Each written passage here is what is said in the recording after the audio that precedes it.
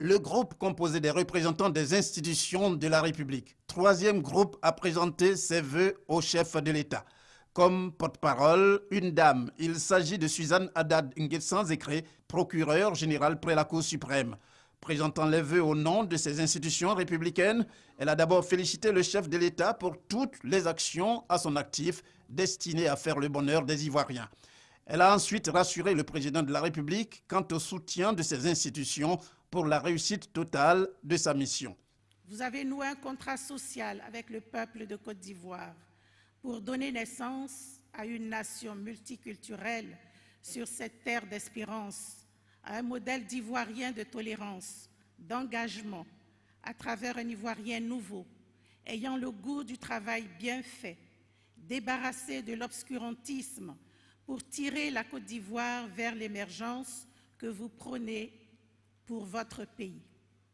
Vos projections sociales sur le type de société à bâtir, notamment la loi sur l'école obligatoire ou celle instituant la haute autorité pour la bonne gouvernance, pour ne citer que celle-là, devraient pouvoir conduire à une nouvelle génération d'Ivoiriens ayant à l'esprit l'intérêt général, affichant un comportement exemplaire, amoureux de son pays, rassuré par une économie permettant à tous de vivre décemment.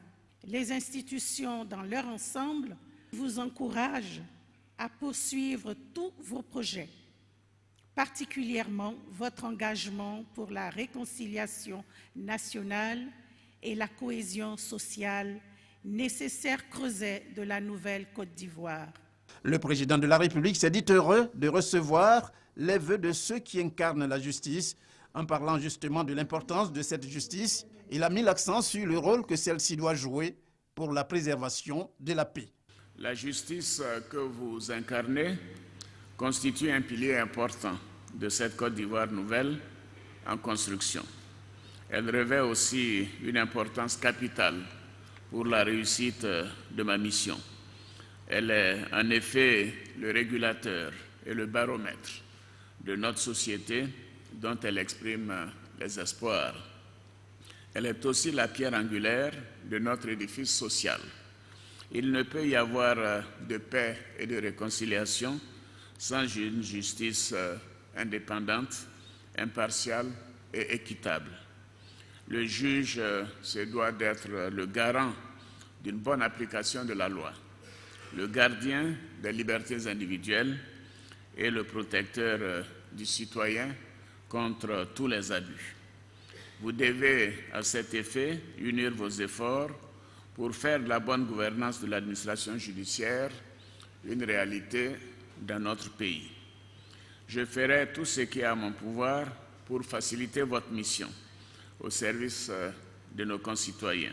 Pour terminer, le président de la République a formulé à son tour des vœux à l'endroit de ses hôtes.